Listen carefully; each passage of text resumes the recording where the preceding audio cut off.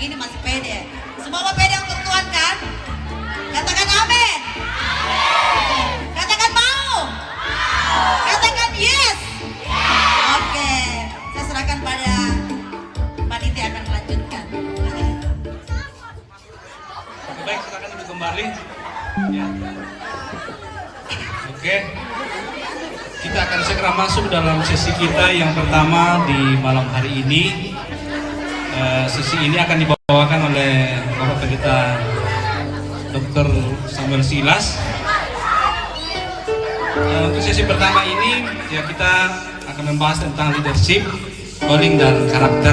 Ya, untuk artinya nanti akan disampaikan oleh pemateri kita. Oleh karena itu, sebelum kita mulaikan, kita tenang dulu, kita berdoa, kita minta pertolongan dari Tuhan untuk memulai sesi yang pertama ini. Kita berdoa. Kami bersyukur untuk hari ini Tuhan, penyertaan Tuhan, anugerah Tuhan terus melimpah, kami nikmati dalam suasana sukacita bersama dengan rekan-rekan Yod dan juga para hamba-hambamu. Kami berada di tempat ini, kami akan melanjutkan kegiatan kami di sesi yang pertama. Kami serahkan dalam tangan Tuhan untuk sesi ini. Bila Tuhan hadir di tengah-tengah kami, Tuhan memakai memberkati hamba-Mu, Tuhan mengurapi hamba-Mu, materi yang sudah dipersiapkan Tuhan berkati, sehingga itu boleh tersalurkan dengan baik dan boleh menjadi bahagian kami, bahagian dari anak-anak muda kami. Terima kasih Tuhan, untuk sesi ini kami serahkan dalam tangan Tuhan, dan ada dalam kendali kuat kuasa Roh Kudus. Terima kasih Tuhan, kami bersyukur kepadamu di dalam nama Tuhan Yesus. Haleluya, amin. Ya, untuk selanjutnya kami persilakan kepada Bapak. Kita berikan aplaus yang meriah untuk pemateri. Baik, terima kasih. Tadi dibicara tentang leadership, tentang karakter. Tapi malam ini saya akan bicara tentang identitas, dan mungkin nanti ada kaitannya dengan karakter. Tapi sebelum masuk materi, saya ingin memberi kenang-kenangan kepada adik-adik, ya, memberi kenangan kepada adik-adik. Tapi tidak bisa semua dapat,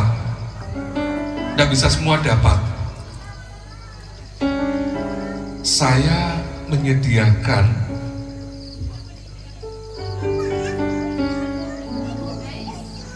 menyediakan 1 juta. Ya, Pak Ketua PRT, mari sini Pak.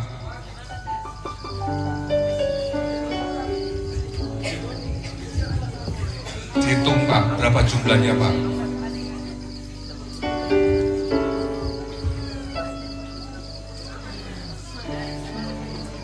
Satu juta.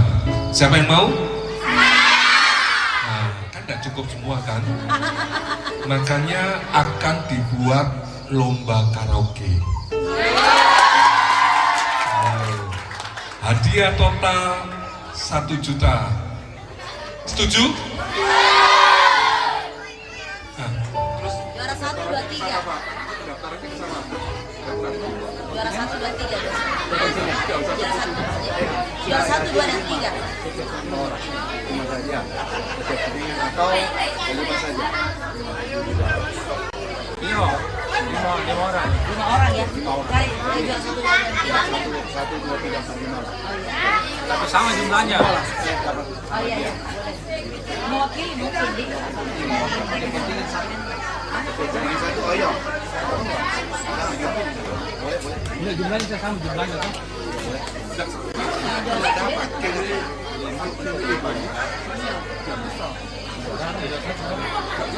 Harus mewakili satu-satu dari kontingen. Kontingen cuma misi 5 orang. Kasihannya ada jadi Setiap mereka itu 1 orang dari catering ya.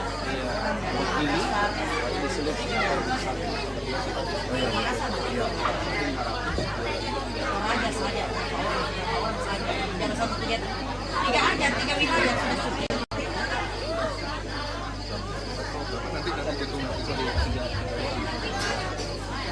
Jadi 500, 300 dan 200.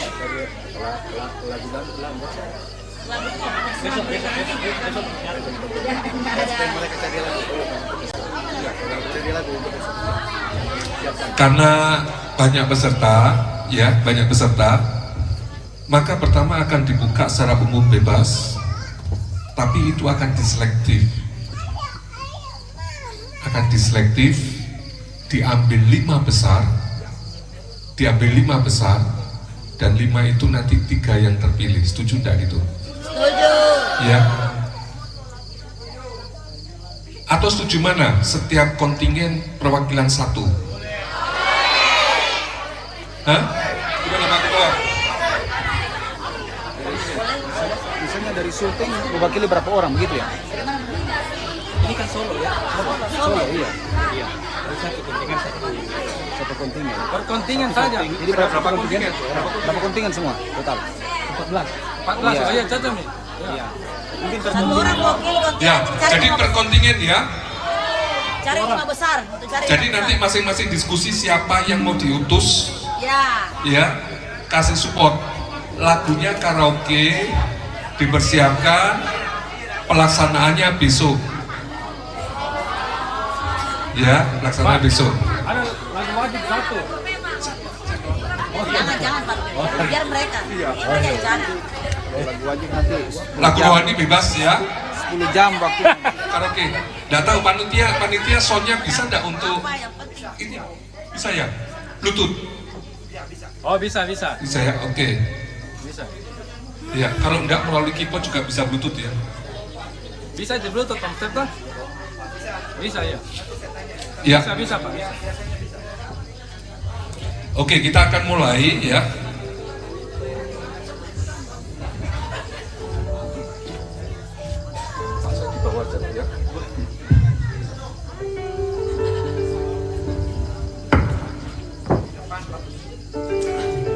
Oh ya, karena banyak binatang-binatang itu. Tahu ya.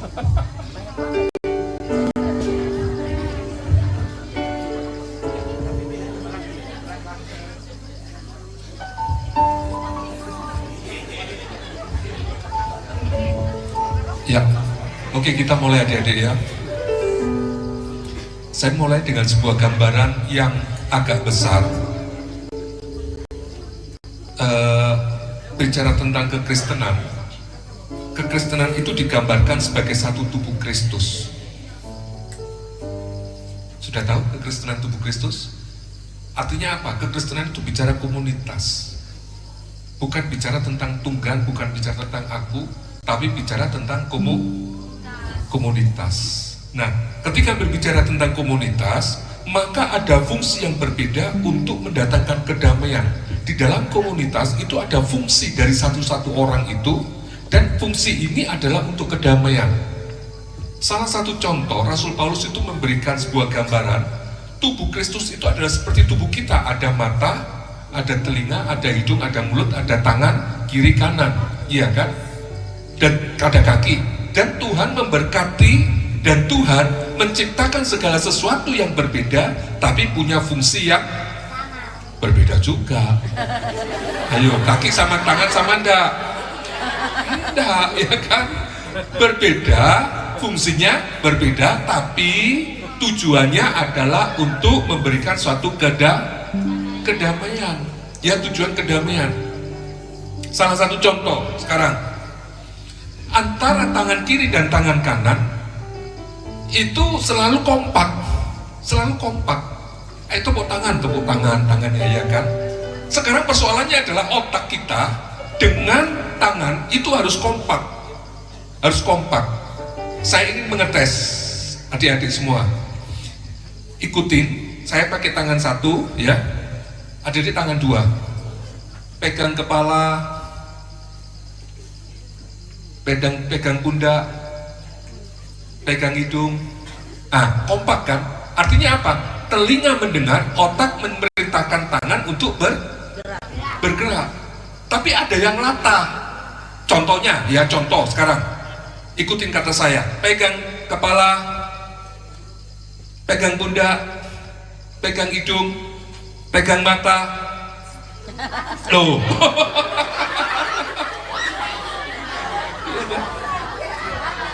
Jadi ada yang miss enggak? Ada yang miss ya. Jadi ini persoalan utama. di dalam komunitas ternyata ada sesuatu yang tidak kita harapkan. Ada sesuatu yang mengalami sebuah konteks perbedaan. Dan perbedaan itu di dalam kesatuan tubuh Kristus bukan saling menyalahkan, bukan saling untuk menjatuhkan, tapi kesatuan itu adalah kesatuan untuk membangun kebersamaan. Kebersamaan inilah yang membangun yang namanya konteksnya berbicara tentang kedamaian. Ya, kedamaian. Nah, dalam Ibrani 12 ayat 14 sana dikatakan, berusahalah hidup damai dengan semua orang dan kejarlah kekudusan, sebab tanpa kekudusan tidak seorang pun akan melihat Tuhan. Kalau kita konteks ayat Ibrani 12 ayat 14 katakan berusahalah hidup damai dengan semua orang dan kejarlah kekudusan, ada dua hal yang ditekankan dalam Ibrani. Satu apa?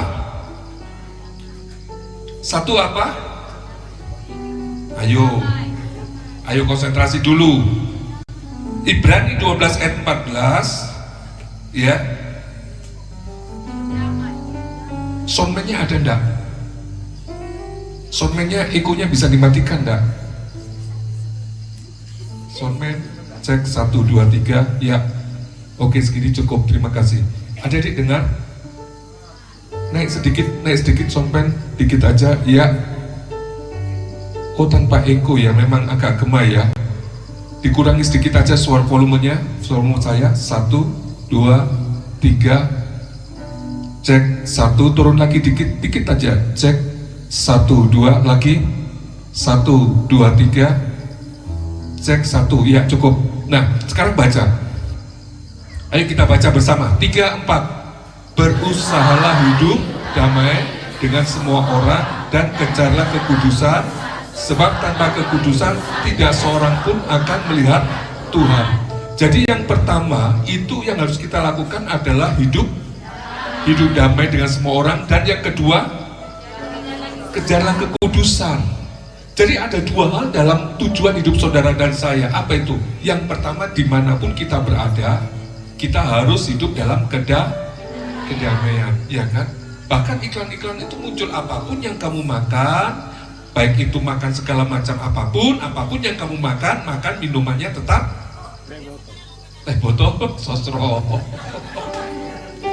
Iya, kan makannya begitu ya. Nah, itu yang dikatakan apa? Saya mengatakan begini, ketika kita menjadi orang Kristen, maka kekristenan kita satu tujuannya, karena ini panggilan kita itu adalah hidup damai dengan orang lain. Tema kita apa? Ya,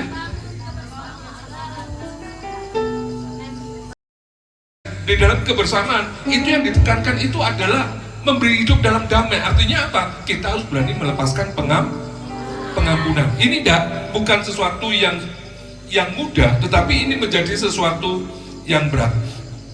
Nah, saya mengatakan begini, kerusakan kesehatan dalam spiritual itu terjadi karena seseorang itu merasa lebih daripada yang lain.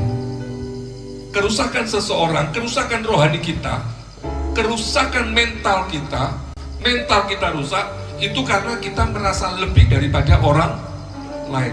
Contohnya ya. Contohnya lihat, saya mau lihat kesombongan kalian itu seperti apa. 3 kali 4 sama dengan 10, betul atau salah? Halo, 3 kali 4 sama dengan 10, betul atau salah? Salah. 3 kali 4 sama dengan 10, betul atau salah? 3 kali 4 sama dengan 10, betul atau salah? Ragu-ragu, kok ragu? Iya, betul enggak? Apa dikatain goblok? Ke tukang foto, Pak tolong cetakin, misalnya adik siapa namanya?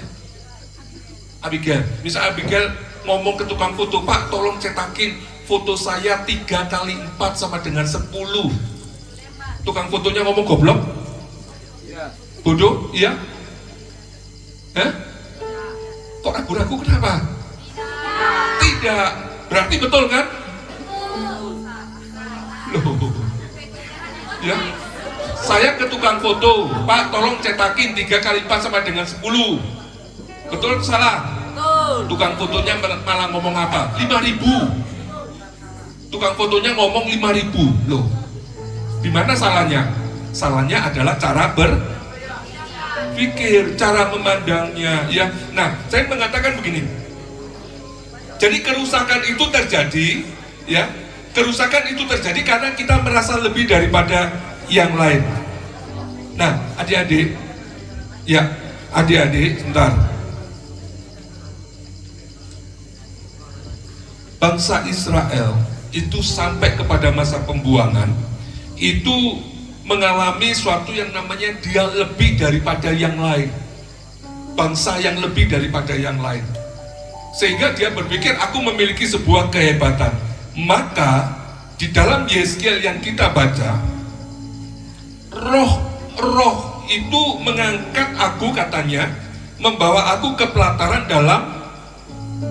Sungguh bait suci itu penuh kemuliaan Tuhan. Yeskiel 43:5. Saya ingin masuk di situ. Ya, ini gambaran. Yeskiel 43 yang kelima. Sudah perhatikan, adik-adik perhatikan baik-baik.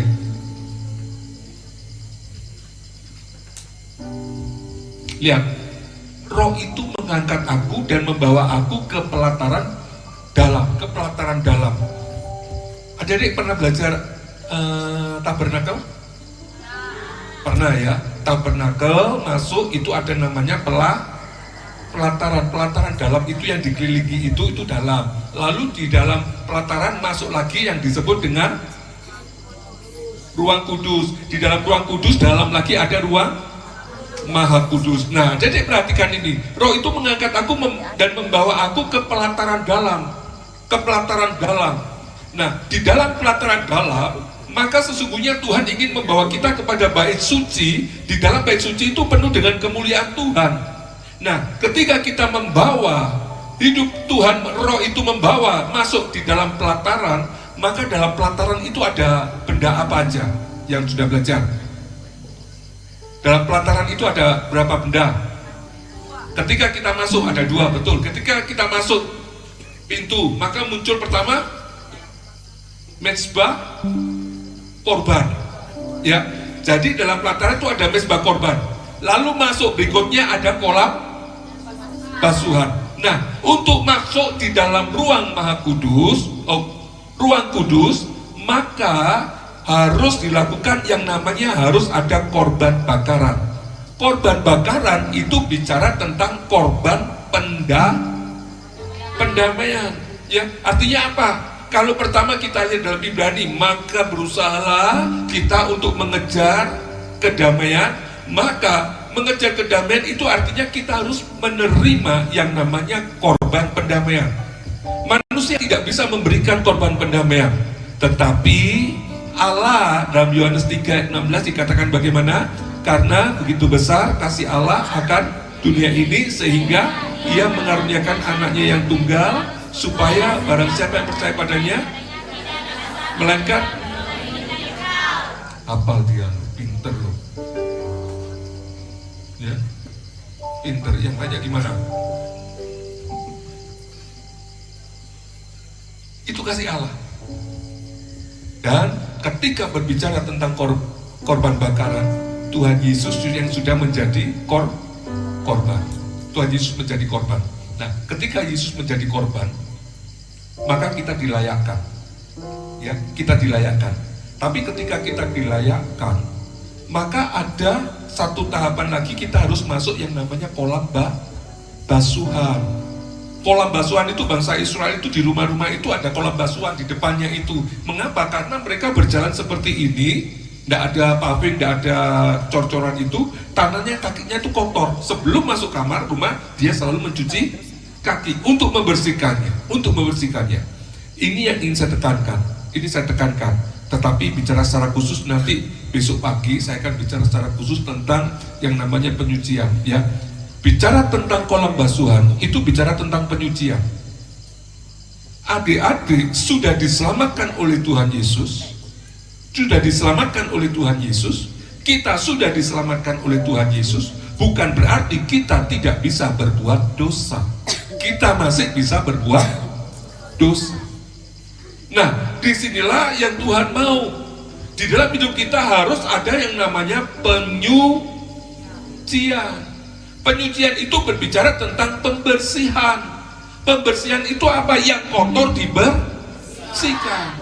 Sama seperti adik-adik, ya kan? Tiap hari bangun pagi, cuci muka, mandi. Untuk apa cuci muka, mandi? Membersihkan. Cukup satu kali? Berapa kali? Banyak kali, ya. Demikian juga penyucian dalam hidup kita secara rohani, adik-adik. Kita harus ada penyucian itu setiap hari. Sekarang pertanyaannya, bagaimana saya mau menyucikan diri? Apakah penyucian itu hanya datang dari keselamatan Tuhan Yesus, pengampunan Tuhan Yesus? Apakah ada suatu upaya kita untuk menyucikan diri? Ya? Tidak apa-apa. Satu. Satu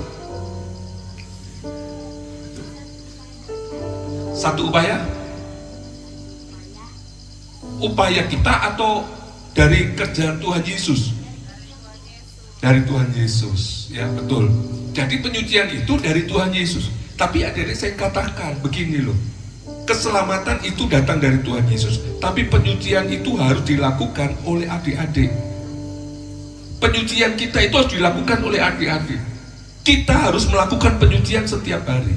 Di mana letak kita penyucian setiap hari? Penyucian itu berbicara apa? Yang kotor dibersihkan. Makna penyucian itu yang kotor dibersihkan. Nah, ketika penyucian itu tiap hari dilakukan, penyucian itu bagaimana kalau kita bicara tentang roh kita? Bagaimana kalau kita berbicara tentang karakter kita? Ya, manusia tidak bisa lepas dengan apa yang ada di dalam dirinya. Kita harus menyucikan diri kita ini supaya kita memiliki kebenaran dalam Tuhan. Memiliki kebenaran. Saya sengaja biar sedikit agak pusing adik-adik, biar bingung, karena saya pun juga bingung. Enggak, bukan gitu ya. Jadi begini,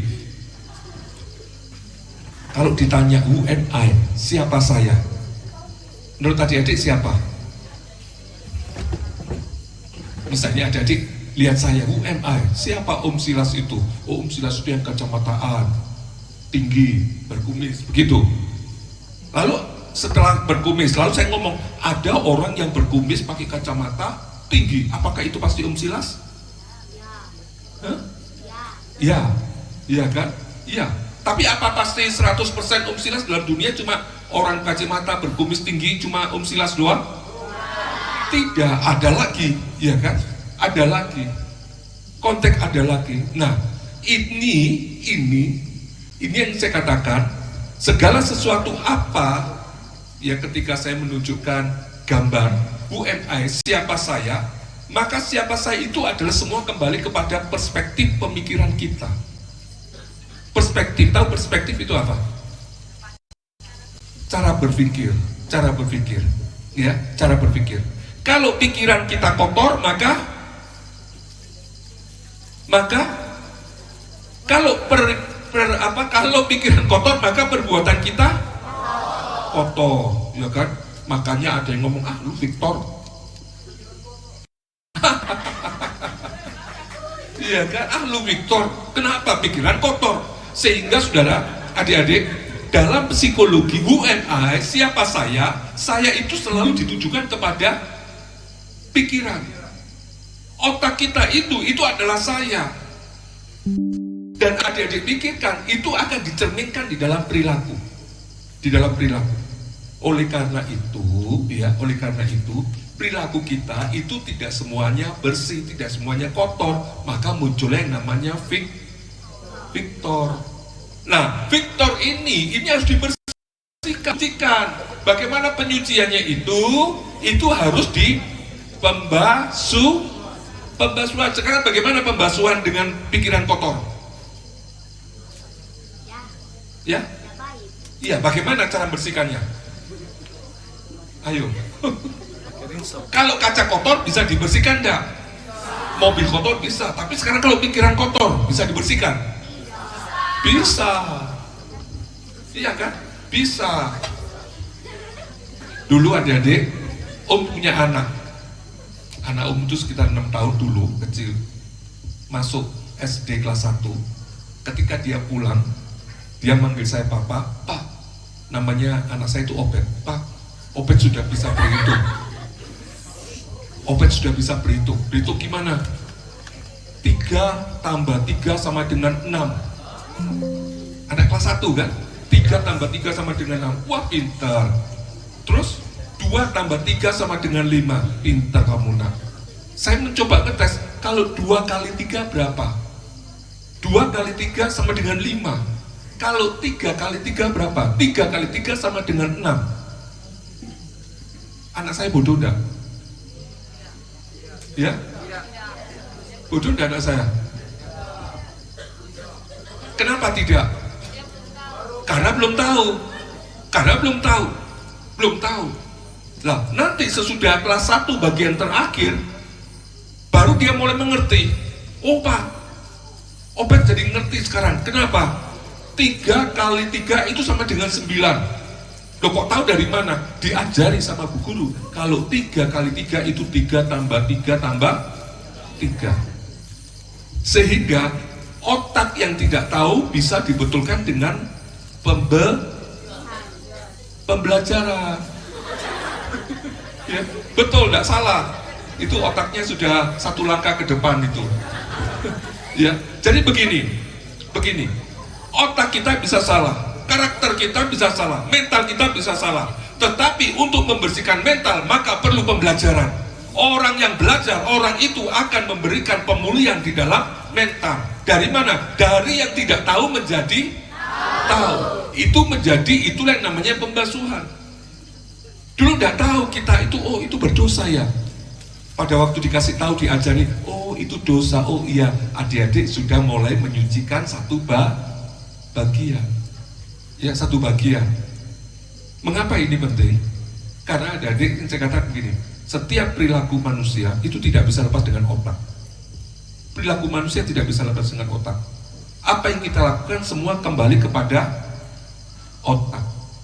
Ya, kembali kepada otak. Nah, di dalam otak kita itu ada beberapa hal yang harus dipahami. Ada 3. Yang pertama itu bicara tentang ada bagian pengetahuan, ada bagian yang namanya pemahaman, dan ada bagian yang namanya perilaku. Kita diberitahu, kita menjadi mengerti, dipahami, dan kita lakukan. Jadi ada 3 hal. Yang pertama apa? Pengetahuan. Pengetahuan itu bicara apa? Identifikasi. Ya. Lalu yang kedua, pemahaman itu apa? Pemahaman itu adalah kita memiliki cara bagaimana jalan keluar itu terbaik. Dan yang ketiga adalah kita melakukannya.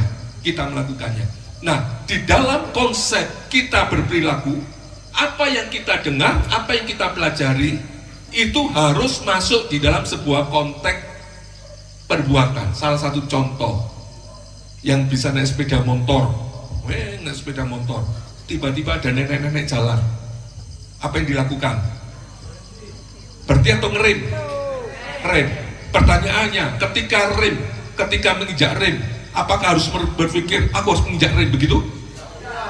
Tapi apa yang dilakukan? Langsung. Sama adik-adik yang perempuan itu kalau main kasti, di sini kasti itu apa namanya? Yang pakai tongkat terus dilempar terus dia pukul, itu kasti ya. Nah, ketika kasti, apakah ketika kasti ada teman yang lempar bola, ada dilihat wah kecepatannya 40 km per jam maka aku harus mengadakan begini? Mikir enggak otaknya? Mikir atau langsung? Langsung. Nah, ini satu kehidupan. Dalam kekristenan, Tuhan mau kita memiliki sebuah karakter. Informasi pengetahuan itu baik. Tapi kalau pengetahuan itu tidak digunakan, itu akan menjadi sia-sia. Bisa paham? Ya. Pengetahuan penting. Nah, ini yang saya katakan adik-adik. Ketika kita masuk dalam sebuah konteks, ya, ada yang namanya kolam pembasuhan, maka adik-adik perlu sekali memahami, mendengar firman itu belum cukup. Mendengar firman itu harus masuk di dalam aspek kehidupan kita. Yakobus mengatakan apa? Iman tanpa perbuatan hakikatnya adalah mati. Jadi bukan soal aku tahu, tapi yang penting adalah aku bisa melakukan. Dalam segi aspek apapun kehidupan, adik-adik harus ingat betul, apa yang aku kerjakan itu harus berdasarkan apa yang aku tahu. Apa yang aku tahu itu harus berdasarkan yang terukur. Bisa mengerti terukur itu apa? 3 kali 4 itu sama dengan 12. Itu terukur, ya. Terukur artinya apa? Kita tidak ngawur, ya kan? Bagaimana masa misalnya, bagaimana cara masak air? Oh, masak air direbus ya? Iya kan? Betul, direbus. Betul salah? Masak air direbus. Masak singkong direbus diapain? Masak singkong direbus enggak? Lalu apa bedanya air dan itu? Kalau direbus, singkong direbus itu singkong dimasukkan kemana? Lah kalau air direbus, air dimasukkan kemana? Panci. Itu direbus. Kalau singkong dimasukkan panci, tambah air. Dikukus lagi, dikukus pakai uap kan? Nah, ini maksudnya adik-adik harus bisa berpikir yang terukur. Berpikir yang terukur itu adalah memiliki pengetahuan. Misalnya, apa yang dikatakan mengukus? Apa yang dikatakan mengukus? Konsepnya mengukus itu apa? Air di bawah, lalu di tengahnya ada saringan, dan yang memasak itu bukan nyentuh air tetapi uap yang panas. Itu namanya mengukus, ya. Ketika adik-adik tahu oh mengukus itu adalah dengan demikian, maka adik-adik sudah memiliki pengetahuan yang terukur. Pengetahuan yang terukur, pengetahuan yang tidak liar, pengetahuan yang tidak salah, ya kan? Tidak salah, sehingga apa yang kita lakukan itu akan selalu memiliki sebuah nilai, memiliki sebuah nilai. Nilai itu di mana? Di dalam setiap konteks perbuatan. Nah, kembali di dalam sebuah kolam basuhan, di dalam kekristenan, adik-adik itu menerima sebuah pengajaran kebenaran firman. Di dalam pengajaran sebuah firman, maka kita harus betul-betul mengerti dan memahami firman itu dengan. Adik-adik tahu, lihat kiri kanan. Pada waktu itu ia menabur, sebagian benih jatuh pinggir jalan, lalu datanglah burung dan memakannya sampai habis. Nggak usah baca. Adik-adik pernah dengar nggak baca ini? Pernah ya? Seorang penabur digambarkan ada berapa jenis tanah? 4, betul. Satu jenis tanah pertama adalah di pinggir jalan, tanah di pinggir jalan. Lalu yang kedua, tanah di atas batu, tanah berbatu. Lalu yang ketiga, tanah di semak duri. Dan yang keempat, tanah yang subur. Saya ingin adik-adik mengerti tentang kondisi tanah yang subur. Mengapa? Ini gambaran ini adalah gambaran kerohanian. Gambaran ini adalah berbicara tentang bagaimana kita harus memiliki sebuah perkembangan. Saya akan mulai dari nomor 1. Pada waktu itu ia menabur, sebagian benih jatuh di pinggir jalan. Ada benih jatuh di pinggir jalan. Saya mengatakan, tanah itu gambaran hati adik-adik. Hati adik-adik itu tanah. Makanya ketika adik-adik mendengar firman, firman itu adalah benih, dan benih itu tertanam, benih itu jatuh di hati kita. Ya Pak ya? Bisa paham ya? Bisa paham. Nah, ketika benih jatuh dalam hati kita dan kita tidak mengalami pertumbuhan, mengapa? Karena tanah kita tanah di tepi jalan. Jadi mental kita itu seolah-olah mental kita itu seperti mental di pinggir jalan. Apa yang ingin saya katakan? Tingkat kerohanian saudara, adik-adik, itu tidak bisa lepas dengan hati. Tidak bisa lepas dengan hati. Ya, tidak bisa lepas dengan hati. Contoh ya. Dulu Om masih muda, sama seperti adik-adik. Om suka sama cewek. Om sampai pernah berpikir, kenapa ya Om kok nggak suka sama laki-laki ya? Karena Om bukan. Ya, hati-hati, laki-laki tidak boleh suka sama laki-laki, laki-laki harus suka sama perempuan, perempuan juga harus suka sama laki-laki. Siapa yang suka sama perempuan? Perempuan, jangan ada, ya. Itu tidak betul, ya. Nah, saya kembali sekarang tentang mental, tentang hati. Apa itu tanah di pinggir jalan? Tanah di pinggir jalan artinya orang itu tidak punya prinsip, ya. Orang itu mencari kesibukannya masing-masing. Pinggir jalan itu benih ditabur, orang lewat bukan keinjak tapi ketendang, bergeser ke sana ke sini. Lalu ada motor jalan sulit kena angin, itu menjadi bergeser. Ya, artinya apa? Ternyata mental atau rohani kita seperti ini, pada saat kita mendengar firman Tuhan, kita sibuk dengan sesuatu yang ada di sekitar kita. Kita mendengarnya tidak serius, kita mendengarnya itu tidak sungguh-sungguh, sehingga kita tidak mengerti. Tidak mengerti.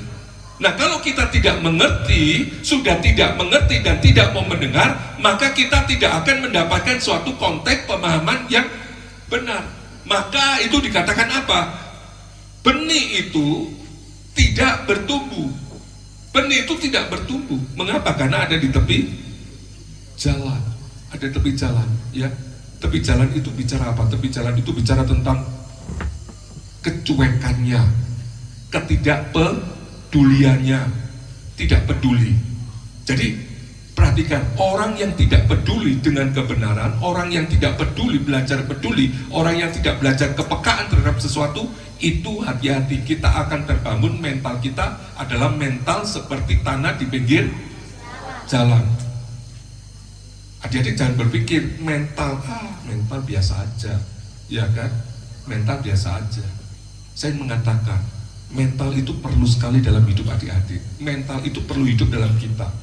Bayangin kalau mental kita itu tidak sehat, kita disebut orang apa? Gila. Betul.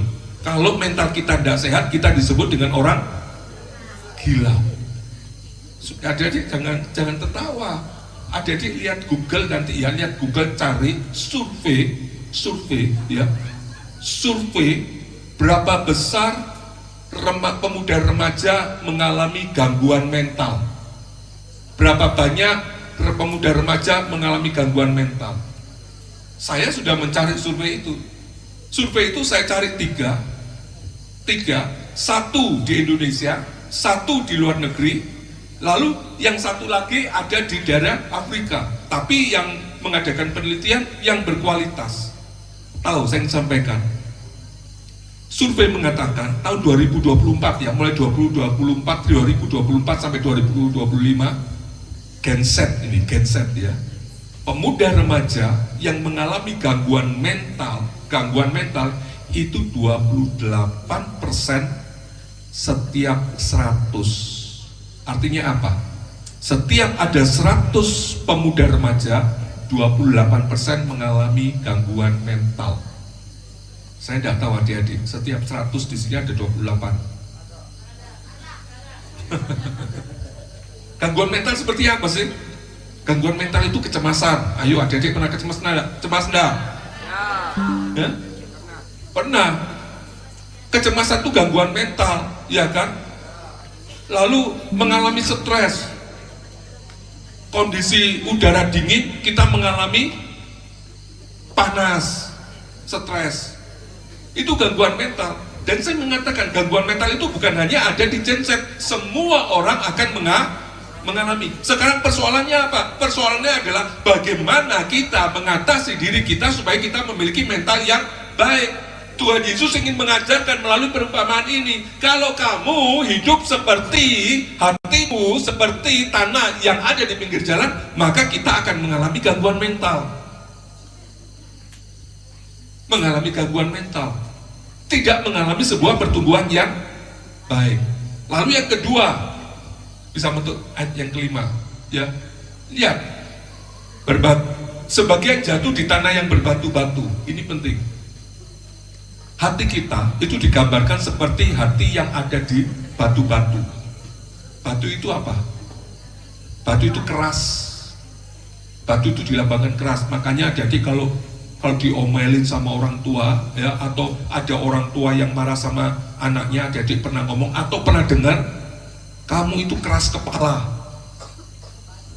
Oh, keras kepala atau keras batu, betul? Kepala batu. Bukan saya ngomong loh ya, saya cuma sengaja ngomong keras ya. Soalnya kepala saya memang keras ini kan. Cuma adik tahu kepala batu. Apa artinya kepala batu? Orang kepala batu itu adalah orang egois. Kepala batu orang egois. Apa itu egois? Egois itu adalah maunya kepentingan diri sendiri. Aku mau gini, orang lain harus ngikutin. Egois enggak itu? Ya. Kalau lagi rame-rame masuk kamar mandi 1 jam dipakai sendiri. Egois ya kan? Tidur rame-rame, tangannya itu ke kiri, ke kanan, kakinya dibuka lebar-lebar. Egois enggak itu? Egois ya. Nah, itu adalah mental egois. Mental egois. Orang yang punya mental egois, dia tidak mau dengar-dengaran. Ayo, siapa yang bisa mengatakan atau memberi nasihat pada orang yang egois? Ya. Itu adalah orang egois. Orang egois itu tidak mendatangkan kesehatan mental. Orang egois itu tidak memberikan sebuah hal yang benar dalam hidup saudara. Itu adalah egois. Lalu yang ketiga, agak cepat kita lihat. Tetapi berikutnya, sebagian lagi jatuh di semak duri. Semak duri itu gambarannya apa sih? Semak duri itu gambaran berbicara tentang hal-hal duniawi. Hal duniawi, ya kan? Jadi ke gereja, misalnya ke gereja, benih firman Tuhan ditabur. Lalu adik-adik menangkapnya itu dengan hal duniawi, yang dipikirkan itu, wah puji Tuhan, firmannya itu menguatkan. Karena apa? Firmannya bicara tentang berkat. Tapi kalau firmannya bicara pikul langkuk yang kupasang, tidak didengar. Tapi yang saya katakan begini, ciri-ciri daripada orang yang memiliki tanam mental semak duri, orang itu adalah orang yang selalu berpikir secara duniawi. Ya, secara duniawi. Nah, ini yang penting ingin saya sampaikan. Bagaimana ciri orang yang berpikir secara duniawi? Ada yang bisa jawab? Ada yang bisa jawab enggak?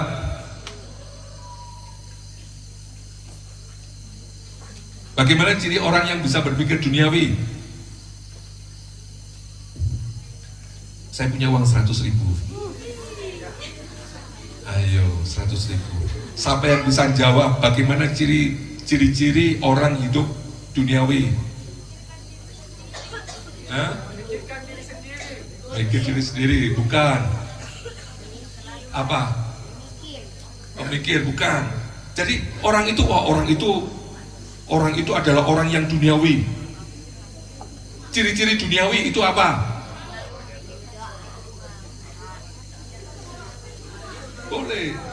Boleh, ya, boleh.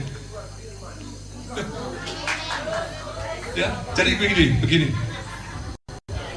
Ciri-ciri orang duniawi, satu, itu dunia itu selalu menilai. Yang dinilai itu harus berdasarkan dengan materi. Makanya ada kan kalau kadang-kadang lo punya teman, lu matre lu.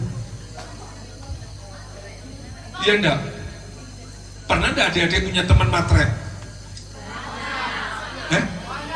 Banyak. Ya. Matre. Itu artinya apa? Pikirannya itu hanya kepada uang. Itu orang semak belukar. Orang semak belukar itu segala sesuatu dengan uang, dinilai dengan uang. Aku ke gereja. Misalnya Minggu sore gereja, hari Rabu ke gereja, bensinku sudah berapa? Jadi semua itu dinilai dengan materi, dengan uang. Lalu yang kedua, ciri daripada keduniawian, kalau yang pertama itu adalah bicara tentang nilai, maka kedua itu bicara tujuan. Tujuan orang duniawi itu adalah untuk kepentingan diri sendiri. Saya tidak ingin adik-adik untuk mendengar mengajar itu, saya ingin adik-adik untuk mengoreksi diri. Apakah saya betul-betul hidup di dalam seperti tanah semak duri atau tidak? Itu yang penting, itu yang penting. Karena ternyata ada banyak orang itu hidup dalam semak. Kalau ada uang aku mau kerja, kalau nggak ada uang nggak mau. Tapi saya bersyukur adik-adik mau datang, nggak digaji, nggak dikasih uang, iya kan? Tapi bukan berarti saya mengatakan adik-adik tidak butuh uang, kita butuh uang semua kan? Tapi kita bukan mata duitan. Adik-adik juga harus merasa, aku punya harga diri loh. Iya kan? Kita harus punya harga diri, bukan jual mahal, bukan jual mahal. Ini penting. Nah, 3 hal ini yang membuat kita itu tidak memiliki sebuah pertumbuhan. Progres kita akan mengalami kematian, tidak mengalami sebuah progres. Nah, sekarang kita lihat yang keempat, yang mengalami pertumbuhan yang keempat itu dikatakan sebagai sebuah konteks, yaitu tanah yang subur. Nah, ketika bicara tanah yang subur, sebelum masuk tanah subur, 3 hal mental kita, 3 hati, suasana hati kita. Hati satu yang ada di pinggir jalan, kalau dengar firman Tuhan itu kupingnya itu dengar was-was. Ya, artinya was-was itu apa? Buka HP, firman Tuhan, dengar firman, buka HP. Itu di pinggir jalan ciri-cirinya. Ya kan? WA-an, nonton TikTok itu di WA itu adalah adik-adik punya ciri masuk dalam pinggir jalan. Bagus enggak itu? Enggak bagus. Dengerin firman berapa lama sih? Setengah jam. Iya kan? Adik-adik nonton TikTok berapa jam sih? Berjam-jam scroll kan? Di scroll itu kan? Makanya adik-adik harus mengambil sikap. Aku mau berhenti dulu menyiapkan untuk mendengarkan firman Tuhan. Pada saat adik-adik mengambil inisiatif, aku berhenti tidak buka HP dan mendengarkan firman Tuhan atau buka HP untuk baca Alkitab, maka adik-adik sudah membangun yang namanya tanah yang subur. Tanah yang subur adalah tanah yang diolah, bukan tanah yang terjadi sendiri. Di hutan-hutan tanah yang subur itu terjadi karena ada hujan, ada daun-daunan yang jatuh menjadi pupuk, ya, menjadi pupuk. Nah, artinya apa? Untuk menjadi tanah yang subur itu adalah upaya yang harus kita kerjakan. Jadi mendengar firman Tuhan itu kita tidak boleh, oh ya mendengar firman Tuhan sudah, enggak. Ternyata mendengar firman Tuhan itu bisa mental firmannya karena kita memiliki tanah seperti atau hati yang ada di pinggir jalan, ya. Mulai sekarang ayo belajar ngambil sikap. Ketika aku mendengar firman Tuhan, aku tidak akan menonton TikTok, aku tidak akan buka HP, WA, enggak, ya, enggak. Coba adik-adik lihat dalam gereja, ada enggak itu yang gembalanya menyampaikan firman, ada orang-orang yang buka HP? Banyak. Salah satunya jangan di adik-adik ya. Salah satu jangan di kita. Lalu yang kedua itu di atas batu dan semak duri. Nah, saya mengatakan begini, ketika mental kita itu sama ada di pinggir jalan, di batu dan di semak duri, itulah yang namanya kedegilan hati. Kedegilan hati. Tahu kedegilan hati itu apa? Hati yang degil. Hah? Hati yang degil itu apa? Kotor, ya. Degil. Hati degil itu hati yang jahat. Hati yang jahat. Hati degil itu hati yang jahat. Hati yang tidak mau untuk mendengar, ya, tidak mendengar. Itu yang namanya hati itu tidak mengalami sebuah proses, sehingga kehidupan kita itu tidak mengalami sebuah perkembangan. Nah, dari konteks ini kembali yang tanah subur. Jadi kembali dalam konteks tanah yang subur, yang baik, sudah ada diperhatikan, ia tumbuh dengan suburnya dan berbuah, hasilnya ada 30 kali lipat, ada yang 60 kali lipat, ada yang 100. Hanya di tanah subur itu bisa bertumbuh. Hanya di tanah subur itu bisa bergerak. Adik-adik mengusahakan mental yang baik, menyediakan hati yang subur dengan keterbukaan, maka adik-adik akan mengalami namanya pertumbuhan. Tingkat bertumbuh itu tidak bisa sendiri. Tidak bisa sendiri. Makanya tema kita bertumbuh bersama. Jadi adik-adik, oh aku sendiri, ya, oh sekarang di mana HP, YouTube, lihat orang khotbah bisa kok, di YouTube lihat orang ibadah bisa kok. Itu bagus untuk itu, tapi tidak akan mengalami pertumbuhan. Pertumbuhan terjadi karena kita ada bersama-sama, ya, bersama-sama. Nah, bersama-sama itu artinya adik-adik satu dengan yang lain itu berfungsi. Berfungsi, satu menolong itu menjadi fungsi. Nah, kesiapan menolong kita itu kita harus membuka yang namanya tanah yang subur. Ketika kita memiliki tanah subur, maka kita mengatakan kita akan berbuah, hasilnya 30 kali lipat, ada yang 60 kali lipat, dan ada yang 100 kali lipat. Jadi mana yang mau diambil? Berbuah. Ya, berbuah.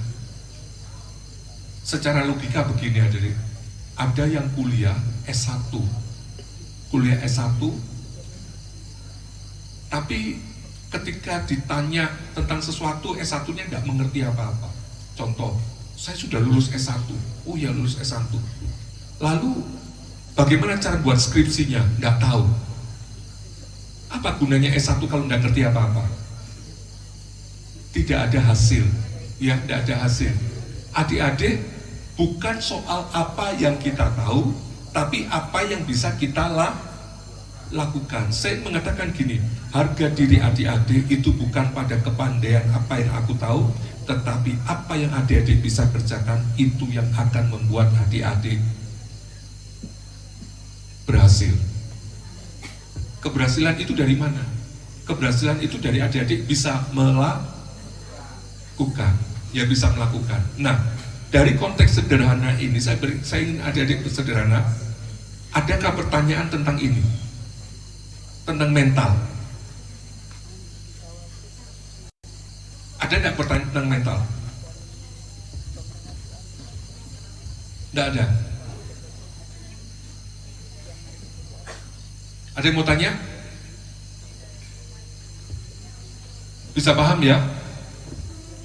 Saya rasa memang ini tidak terlalu berat, tidak terlalu berat.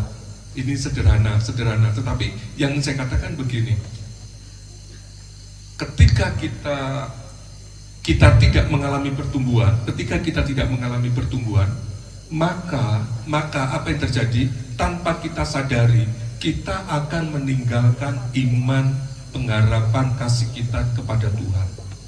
Orang yang tidak mengalami pertumbuhan, dia bisa berbalik arah. Itu sangat berbahaya, ya.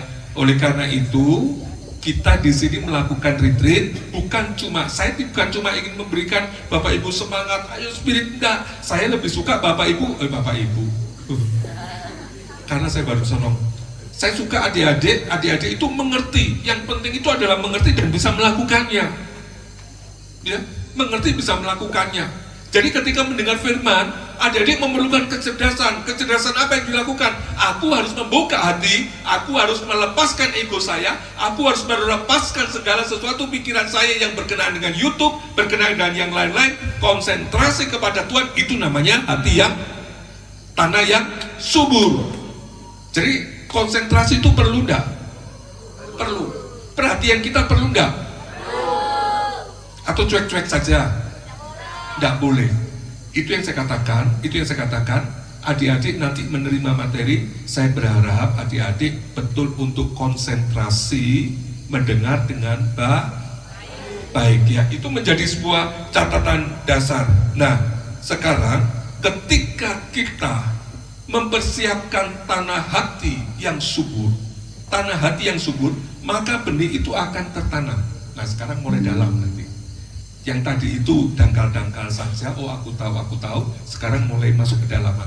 Nah, ketika kita sudah menyiapkan hati yang subur, maka ada firman yang tertanam, firman yang jatuh di tanah yang subur, dia akan berakar.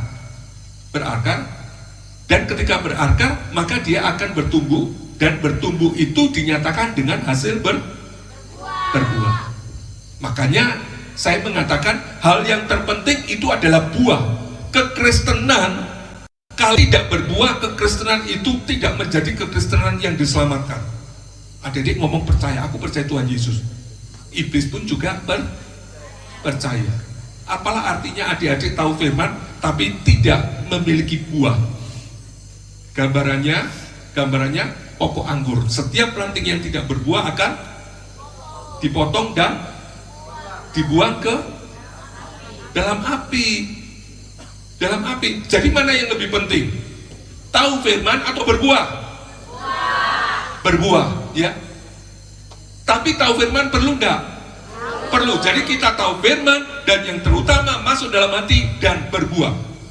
Saya mengatakan begini, buah yang adik hasilkan itu adalah panggilan. Jadi panggilan kita ada di mana? Ada di buah. Ada di buah, ya. Mas disimpan ayat yang pertama. Yang kejarlah kasih, kejarlah, usahakanlah.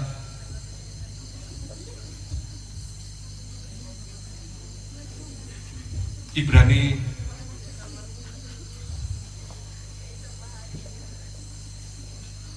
12 ayat 14. Nah, adik-adik lihat, berusahalah hidup damai.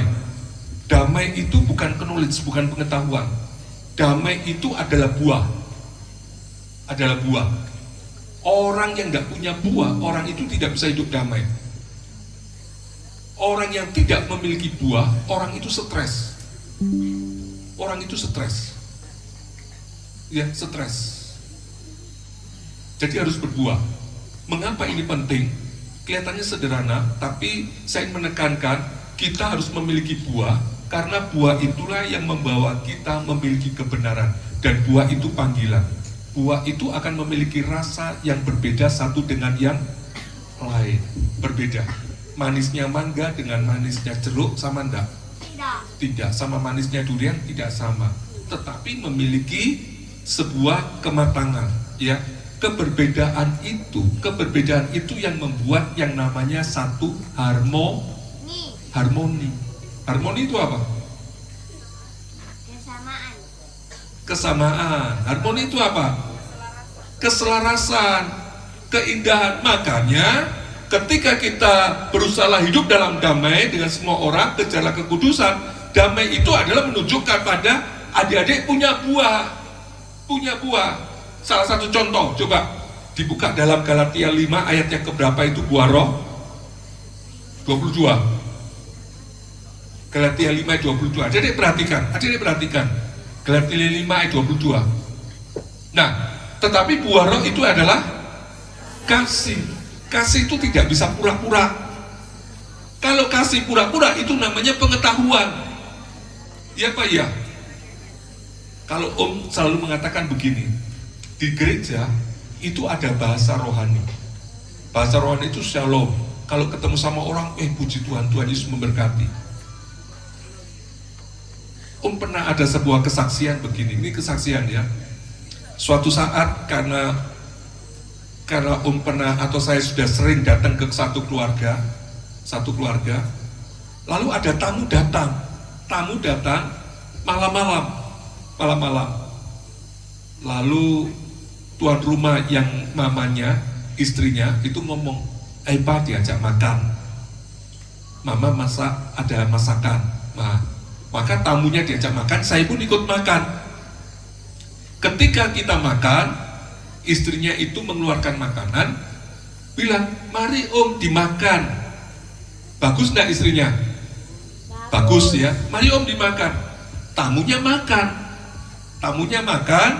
tamunya bilang apa? Wah enak ini Bu makanannya. Oh iya, suka sekali makanan itu. Ayo, saya keluarkan lagi, masakannya dikeluarkan lagi. Dimakan habis. Sudah habis dimakan, sudah kenyang tamunya, sudah makan habis, tamunya pulang. Saya kan masih tinggal. Karena saya kan datangnya tidak dengan tamu kan. Tamunya pulang. Tahu enggak? Istrinya bilang apa? Tamu suruh ngabisin, dihabisin beneran. Ini betul ketulusan atau enggak? Enggak. Enggak. Nah, inilah yang saya mengatakan, ada banyak kekristenan kita yang menipu, kelihatannya kasih, ternyata kita tidak punya kasih. Tidak punya kasih. Makanya kenapa Tuhan melihat gereja itu bukan individual. Gereja itu berbicara aku dan kau suka dan kau. Ya, aku dan kau. Gereja itu selalu berbicara aku dan kau.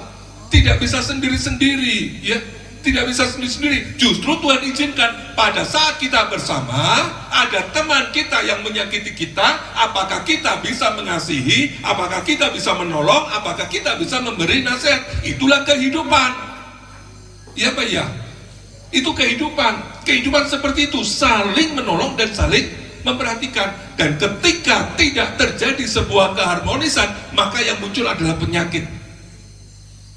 Om kasih kesaksian begini. Pada saat Om 2 bulan yang lalu bawa mobil itu dari Semarang, kurang lebih Semarang itu perjalanan itu 5 jam sama istri Om, naik mobil, tahu tiba-tiba deket rumah itu kurang lebih setengah jam dalam tol kecepatan 120, tol kosong itu kan ya, mata itu tiba-tiba langsung pek, gelap sebelah kanan, nggak bisa ngeliat. Lagi nyupir, nggak bisa ngeliat waktu. Kenapa ini? Tapi sebelah kiri masih bisa. Sampai rumah, pagi-pagi besok Om ke dokter. Diperiksa oleh dokter. Dokter mengatakan apa? Pembuluh darah mata pecah. Pembuluh darah mata pecah. Dokternya ngomong apa? Bapak bersyukur pembuluh mata yang pecah. Kalau pembuluh otak yang pecah, itu namanya sudah sulit untuk dipulihkan. Bukan nggak bisa sembuh, tapi bisa dipulihkan. Sulit sekali. Kenapa? Otak ini pecah, harus operasi membersihkan darah yang keluar itu. Nah, pembuluh mata serabut, pembuluh darah yang pecah itu seperti rambut, lebih kecil lagi. Pecahnya itu dia pecah di ujung, darahnya itu keluar di ujung, menutupi sensor mata, menutupi retina yang ada mata kita, khusus menutupi. Cuma ada satu titik lebih kecil, itu membuat gelap semuanya. Bukan gelap, tapi abu-abu tidak nampak. Kenapa? Karena pandangannya tertutup dengan darah. Saya tanya, kenapa dok, ini kok bisa terjadi? Diperiksa, dokternya jawab apa? Karena bapak punya tensi 200 per 120. Tensi darahnya tinggi. Nah, saya mengatakan begini, ketika tensi darah tinggi artinya dalam tubuh saya tidak ada keharmonisan, tidak ada keteraturan.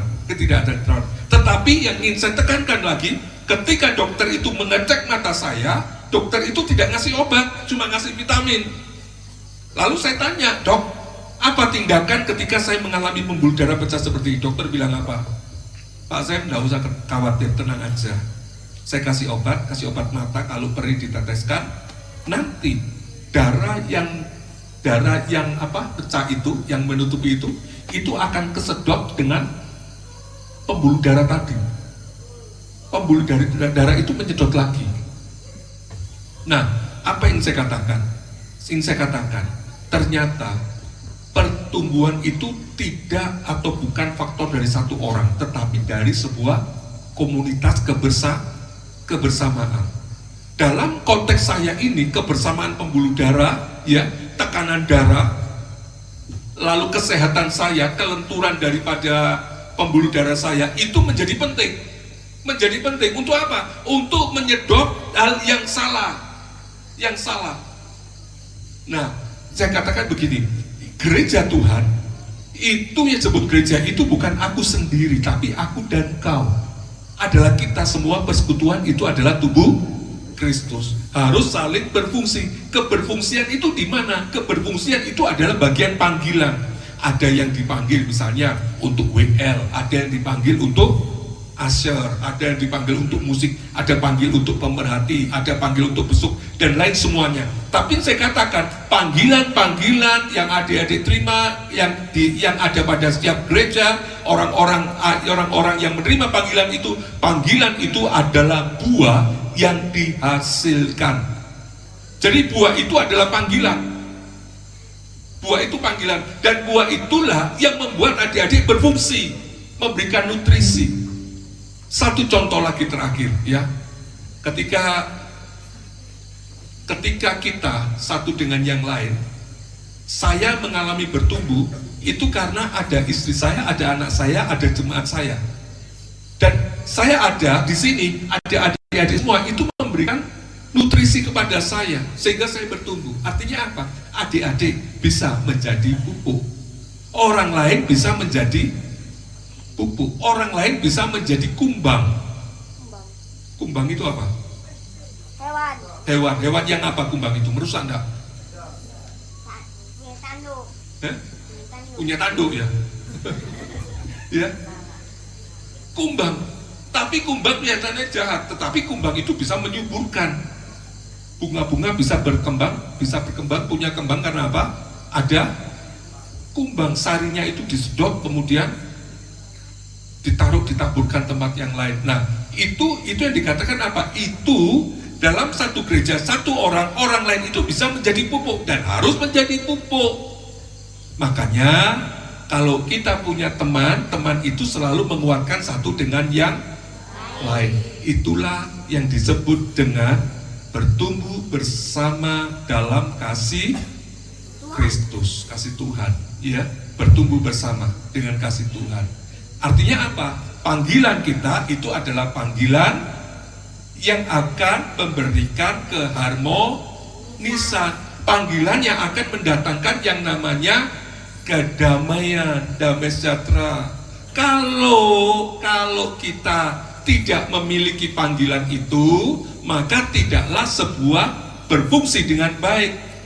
Apalah artinya bagi yang laki-laki, apalah artinya punya sepeda bagus-bagus, tapi ininya apa? Istilahnya itu businya rusak. Sekarang nggak ada busi ya, laki-laki motor itu pakai apa sekarang busi? Laki-laki tahu nggak? Motor sekarang nggak ada busi nggak? Ada. Nah sekarang apalah arti motor kalau nggak ada busi?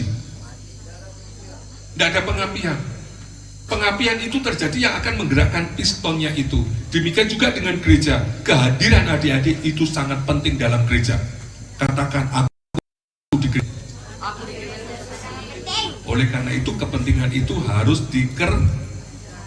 dikerjakan ya. Kepentingan itu harus dikerjakan. Sudah 1,5 jam ya.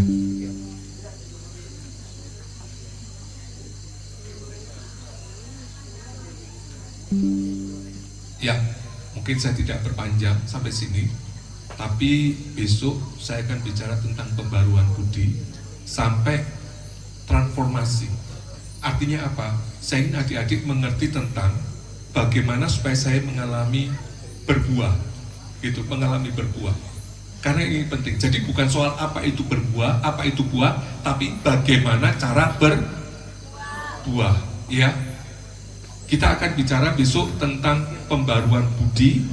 Nanti dalam proses pembaruan budi, kita masuk dalam sebuah konteks yang namanya itu adalah transformasi. Ada sebuah pembaruan budi. Mengapa pembaruan budi ini penting? Karena pembaruan budi itu menjadi bagian yang akan memberikan sebuah perubahan di dalam kehidupan kita semuanya, ya, perubahan. Nah, dari apa yang saya paparkan gini, mungkin ada satu yang mau ditanya,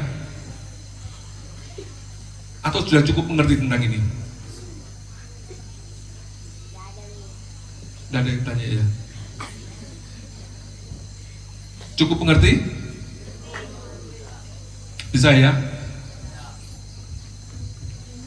Saya minta maaf, karena jujur, saya tidak menyediakan materi berdasarkan dengan ini, dengan apa? PowerPoint. Saya bawa laptop.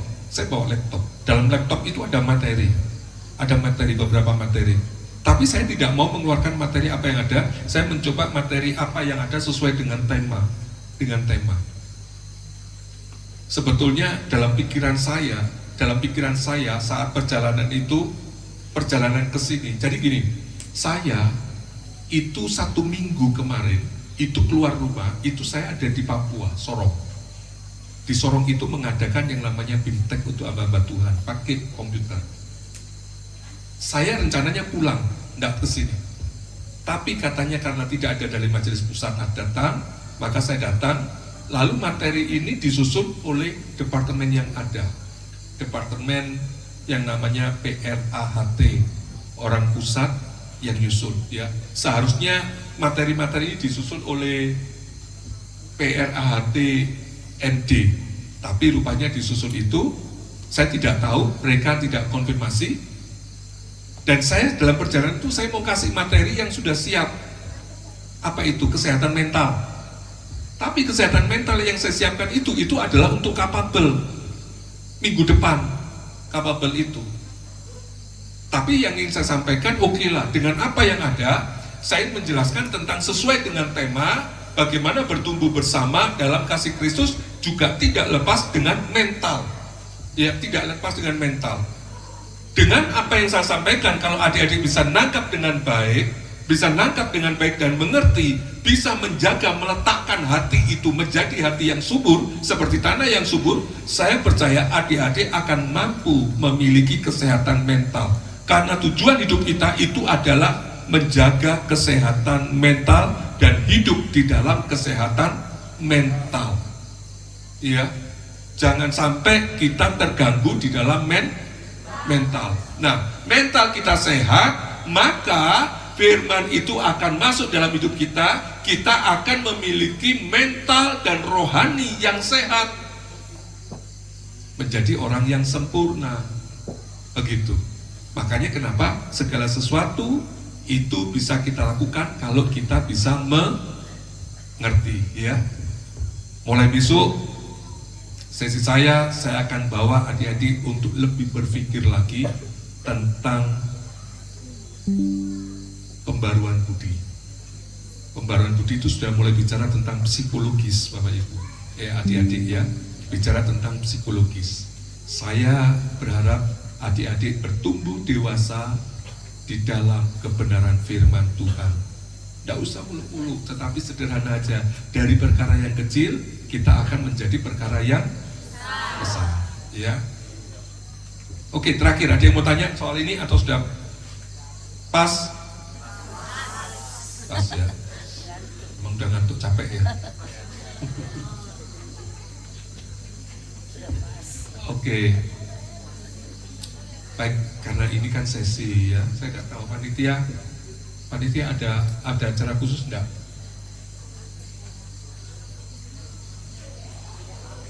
Oh ada, masih ada.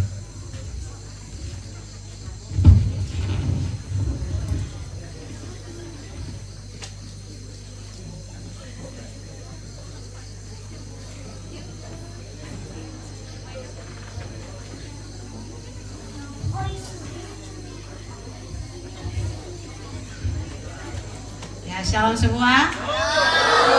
Puji Tuhan untuk kegiatan kita selanjutnya ya sudah tidak ada, jadi tinggal pengumuman dari panitia. Jadi kami akan mengumumkan untuk kegiatan besok untuk sepanjang hari, yaitu jam 5 sampai jam 6 itu doa pagi bersama. Jadi diharapkan untuk semua peserta untuk bisa mengikuti doa pagi bersama ya. Jadi jangan ada tidur di base camp pada saat doa pagi bersama. Kemudian jam 6 sampai setengah 7 itu senam pagi bersama yang akan dipandu oleh Bapak Immanuel Saleh. Kemudian jam 6.30 sampai jam 7.30 itu MCK, sarapan pagi dan persiapan untuk masuk di sesi 2. Kemudian jam 7.30 sampai jam 9 itu bincang-bincang Philadelphia, di mana setiap youth akan memperkenalkan yel-yelnya masing-masing. Semua sudah siap? Jadi besok kita akan perkenalan ya. Dari jam 7.30 sampai jam 9 itu perkenalan dan yel-yel dari masing-masing kontingen. Kemudian jam 9 itu ada sesi 2, yaitu identitas diri dan kekudusan yang akan dibawakan oleh Bapak Kabid Penggembalaan. Kemudian jam 10 sampai jam 11.30 itu sesi 3, yaitu hati Bapa dan penyembuhan luka batin, itu akan dibawakan oleh LPMH, Lembaga Pelayanan Misi Holistik. Jadi untuk kegiatan kita pada malam hari ini, setelah ini boleh kembali ke basecamp masing-masing untuk beristirahat. Namun sebelumnya jangan dulu. Namun sebelumnya kami minta kesediaan Ibu Mission untuk menutup kita dalam doa.